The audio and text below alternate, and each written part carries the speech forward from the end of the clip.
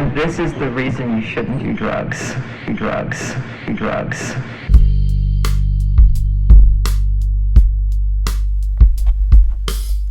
Ever wonder about how you think, how you press the smell, how you taste the drink you drink? It all goes back to neural signaling. Action potentials do that kindling when you're face to face with stimuli.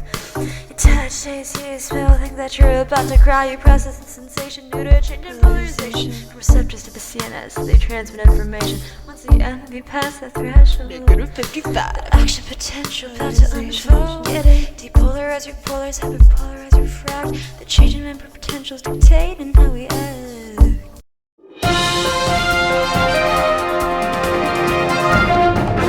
Action potentials are an all or nothing type of thing. If the stimuli resting potential does not cause the voltage to reach -55 MV, there is a failed initiation, aka the graded potential, and the voltage will be maintained at -70 MV. However, when the potential does cross the threshold of -55 MV, an action potential will 100% be fired. At this point, sodium ions will be pumped into the cytosol, where there are mostly potassium atoms, and then during repolarization, potassium ions will be pumped out of the cell. And then 2 potassium ions will be pumped out for every 3 sodium pumped out, until the cell reaches its resting potential again. Binding neurotransmitter receptors transpires after moving down the axon where this potential is fired. You gotta give credit to the myelin sheath, making transmissions faster, insulating what's underneath. So the myelin sheath is increasing the frequency of the action potential and the speed of transmission through a process called saltatory conduction, where an action potential jumps from node to node along the axon sheath. These gaps or nodes are known as the nodes of Ranvier. The greater the stimuli, the greater the frequency of the action potential. Trigger infusion with the presynaptic membrane that in synapse proves essential.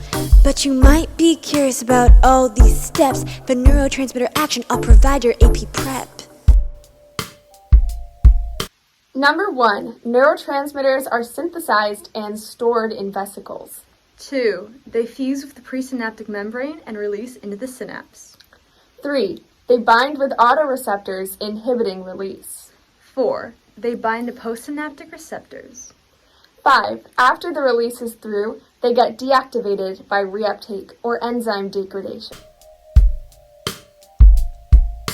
Remember this education about synapse communication, cause adding drugs leads to transformations and complications. I'm here to tell you a little bit about how the effects of drugs on our brains actually works biologically.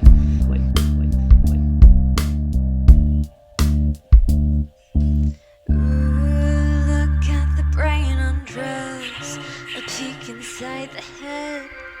Let information flood from psych to biomed. Look at the brain on drugs, a peek inside the head. Let information flood from psych to biomed.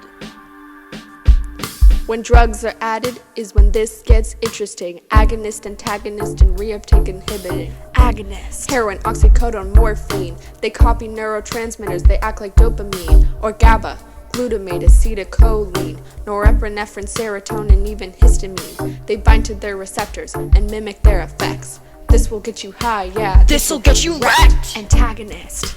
It's all in the name. Going against neurotransmitter effect is their game.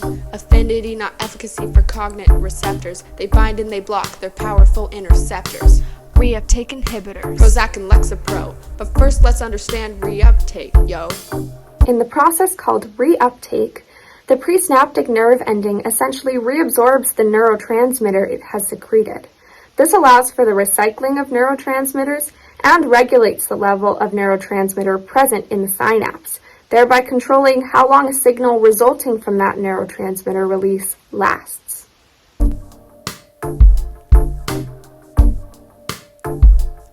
The drug performs a manipulation by increasing the concentration, by blocking the reuptake from the synaptic cleft. They cause a prolonged effect with the neurotransmitters left. These drugs can cause pleasure or relief from pain, euphoria and confidence produced with cocaine. LSD can cause a visual trip. Caffeine helps with wakefulness, a late night homework tip. Alcohol, heroin, caffeine, nicotine, methamphetamine, ecstasy, marijuana, LSD. Where would we be without drugs? They get us through the day, and they make us feel so good. Interviewing in today's economy is very nerve-wracking. But cocaine has been a game changer for me. I feel so much more confident now. And while I may not have found the perfect job just yet, I feel good. Really good. Being a single mom of 5, it's hard to always know where my kids are. But thanks to ecstasy, I no longer have to deal with the stress of raising them. Do not take any of the drugs listed if you would not like to be highly susceptible to depression, memory loss, organ damage, impaired reactions, depressed physiology, agonizing withdrawal, anxiety, restlessness, insomnia, heart disease, cancer, cardiovascular stress, suspiciousness, irritability, hypertension, seizures, dehydration, overheating, impaired immune functioning, panic, impaired learning and memory, and lung damage.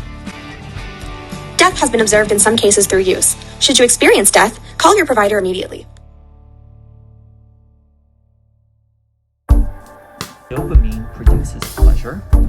Cocaine enhances the pleasure. Not that you should do that. Ooh, look at the brain on drugs, a peek inside the head. Let information flood from psych to biomed. Look at the brain on drugs, a peek inside the head. Let information flood from psych to biomed.